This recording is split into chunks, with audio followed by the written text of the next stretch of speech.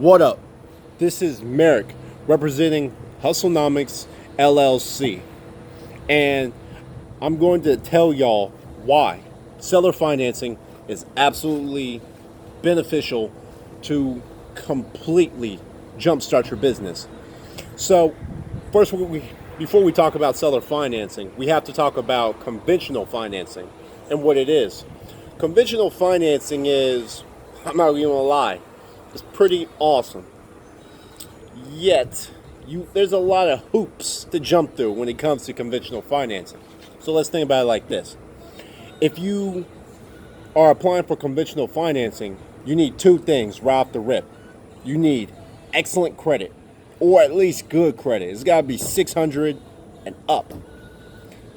Then, unless you're talking about FHA, then FHA, your credit can be all types of torn up and you can still get approved. But after FHA, you have to have a 600 and up if you want to stand any kind of conceivable chance of getting that loan. Then you have to have a job. But if you have a salary job right off the rip, you can get qualified. If you have an hourly job, you can get qualified right off the rip. That means immediately, you can get that mortgage, provided your credit's decent. But if you're a 1099 employee, which means an independent contractor, excuse me if it's 1099, 1088, whatever. If you're an independent contractor or you work on commissions, you're going to have 2 years of stable employment in the same industry, not the same company, but the same industry, to get approved for that conventional loan and have decent credit to get those amazing down payment opportunities with low fixed interest on top of that mortgage that you're hunting for. Now, that's kind of a lot to jump through, and they give you a limit to how much you can be approved for, which, to be real, most Americans need that because so many of us are in debt. But that's neither here nor there.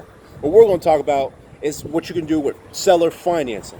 So, I recently purchased a property with seller financing, and it's comparable, how I got it's comparable to an FHA loan. With an FHA loan, as most of y'all know or don't know, you only have to put 3.5% down.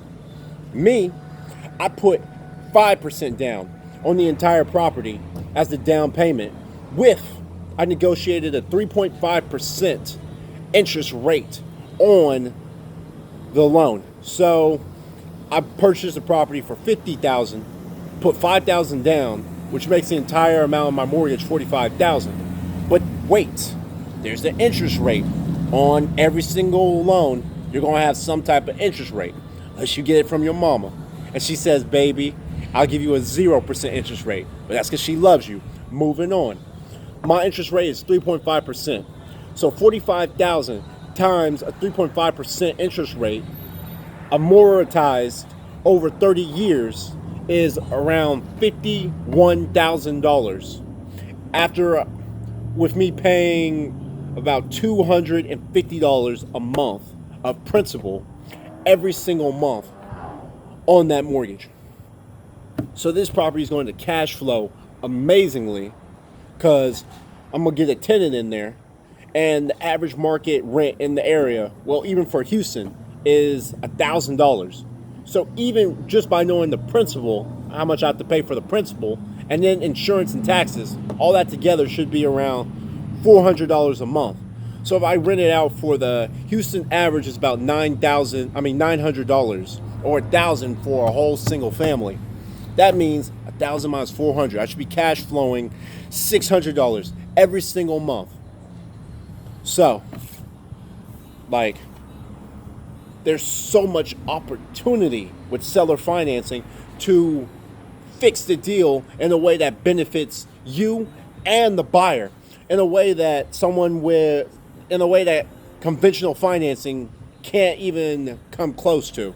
Conventional financing doesn't even hold a flame to seller financing, because you can even purchase a property for 0% down, and you don't even have to have a VA loan. You understand how this is so powerful?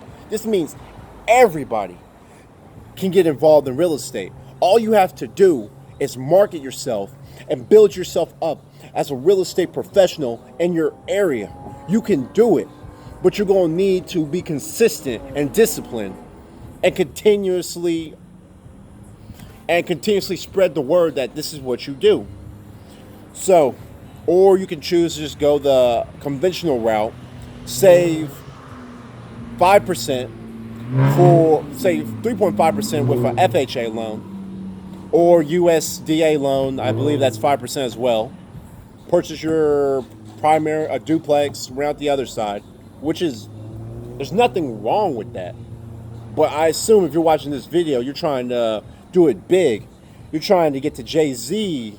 Like, you're trying to get to Jay-Z status. You're not trying to be an average Joe. Otherwise, why even learn about this? Why not just let your lender just tell you whatever? So you're going to have to educate yourself. You're going to have to be consistent with your education, because school doesn't prepare us. But that's a whole nother, I'm ranting.